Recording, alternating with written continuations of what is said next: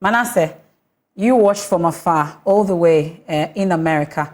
Really, I don't know what your expectations were, but were they met at the end of the day? Well, MFA, having listened to my colleagues, I want to start on a note, an article I wrote in 2016, 8 years ago. It is online and it is titled In Defense of Manasseh Azure. And in that article, I said in one paragraph, quote, some may argue that the vice president assists the president and should not be absolved of any wrongdoing of the president. But those who know how things work in our republic will tell you that the vice president often has no say in the affairs of the presidency, at least from our experiences with some past governments. When President Atta Mills was in charge of our republic, for instance, the likes of Koku Anyidoho were more powerful than the vice president, Vice President Mahama. And I dare say that some of President Mahama's boys are more powerful than Vice President Manasseh Azure. Their words and instructions carry more weight than his. The question is, why did I write this article in defense of Manasseh Azure?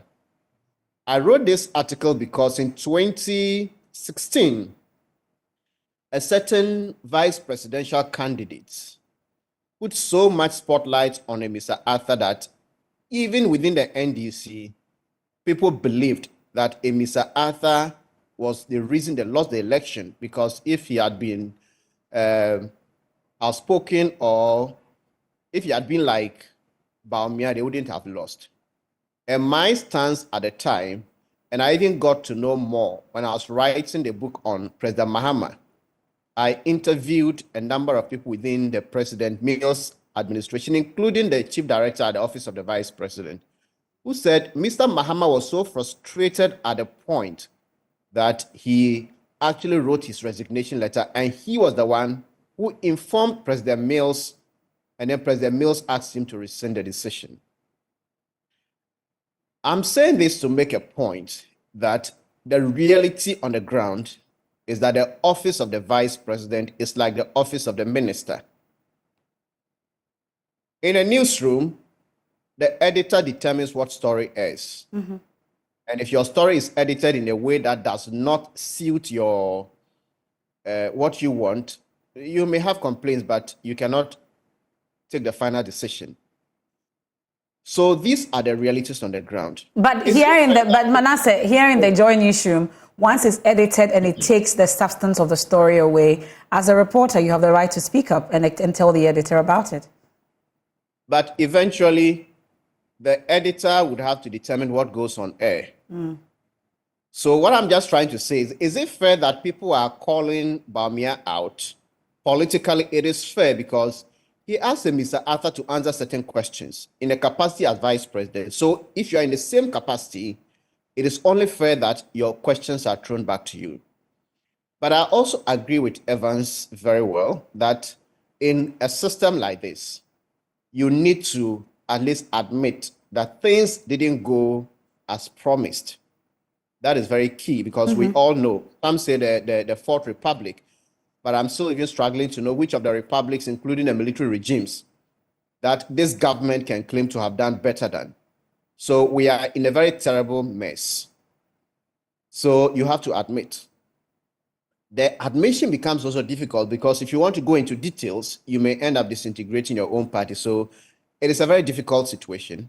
But I expected him to distance himself from this administration.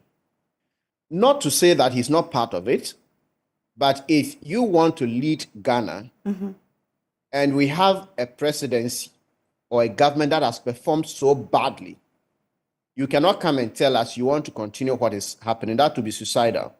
And we all also know that from 1992 till now, whoever becomes vice president and becomes president does not necessarily take on the character of the previous one.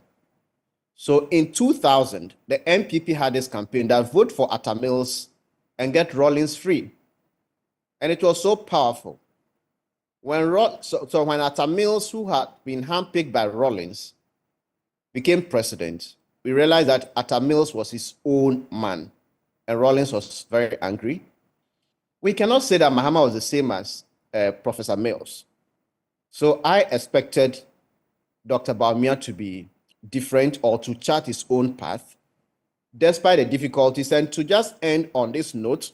But isn't that what he's seeking to do now?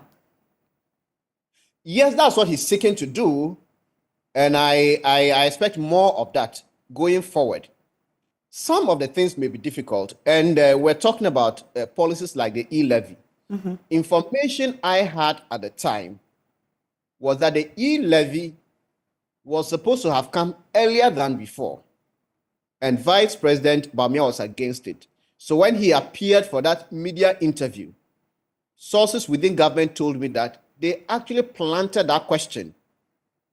It wasn't a discussion at the time, so they planted it, and then he opposed it publicly, and that slowed it, but eventually they brought it back. And things like this are very normal everywhere in the world. I'm reading a book currently written, Peril, about Trump's White House.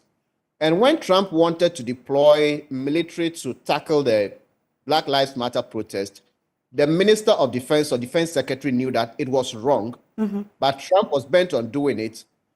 And he told others in the administration that, look, if they didn't do anything and then Trump ordered him to do it, he couldn't say no because the president had a final say. So what did he do? He intentionally gave the media an interview and said that, well, the situation we have is not one that should let us deploy the military. So some of these things happen in governance, but all in all, like Evans and Raymond said, if you find yourself in a situation like this, it is either you go all out and perhaps explode internally, even within the party, or you find a way to be measured, in which way those listening would still need more answers. Okay. But it's in a very difficult situation, and whoever is in such a situation will struggle.